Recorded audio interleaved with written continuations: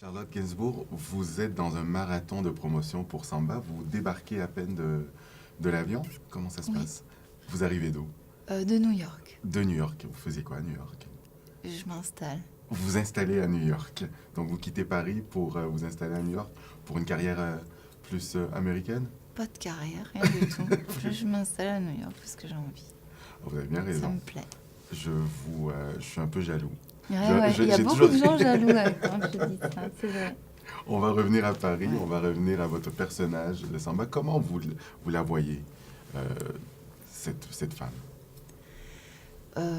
Comme ce qu'elle est, c'est-à-dire une femme qui sort d'un burn-out, qui est pas tout à fait rétablie, encore plutôt très fragile, mais qui a une manière de pas être adaptée au milieu dans lequel elle évolue, en tout cas le milieu associatif. Elle est, elle est pas adaptée du tout. Elle comprend pas très bien comment ça marche. Et elle est plutôt maladroite. Donc il y a elle apprend petit à petit. Et le personnage d'Omar, Samba, va l'aider à se retrouver elle-même aussi et se reconstruire un petit peu. C'est vrai que c'est la rencontre de deux mondes. Il y a cette femme qui fait un burn-out parce qu'elle a trop travaillé, et il y a l'autre qui cherche du travail. Oui, c'est deux situations très extrêmes et deux personnages qui sont à l'ouest tous les deux, mais de manière totalement euh, différente. Et ces deux extrêmes, ce qui me faisait rire, moi, c'était à quel point elle comprenait pas la vraie difficulté dans laquelle il est, lui, euh, comparé à elle. Et pour comprendre cette vraie difficulté, Charlotte Gainsbourg a eu besoin, elle aussi, de descendre dans les associations, de voir comment ça se passait. Est-ce que vous avez fait un repérage? Comment vous êtes préparé? Non, tout ce qui était en rapport avec l'association, moi je voulais pas je voulais pas en savoir plus. Évidemment, j'étais curieuse de savoir comment ça fonctionnait, juste pour moi, mais pas pour le personnage du tout. Vous vouliez Vu pas qu'elle, débarquer là pour être voyeur, regarder qu'est-ce qui se non, passait? non, c'est pas ça. C'est que mon personnage a pas débarque Oui, elle-même. Donc elle-même. je voulais garder aussi de la surprise, le fait que toutes les personnes filmées dans l'association sont pour la plupart pas des acteurs.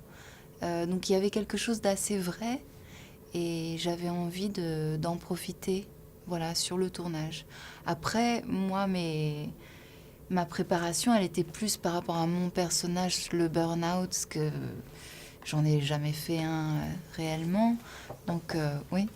Euh, mais c'était plus ça qui m'était utile.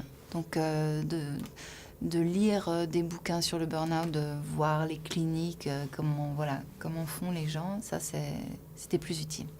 C'est une rencontre aussi. C'est deux des personnalités préférées des Français, Charlotte Gainsbourg et Omar Sy, qui se rencontrent dans un film de réalisateurs qui ont fait un des plus grands succès du cinéma français.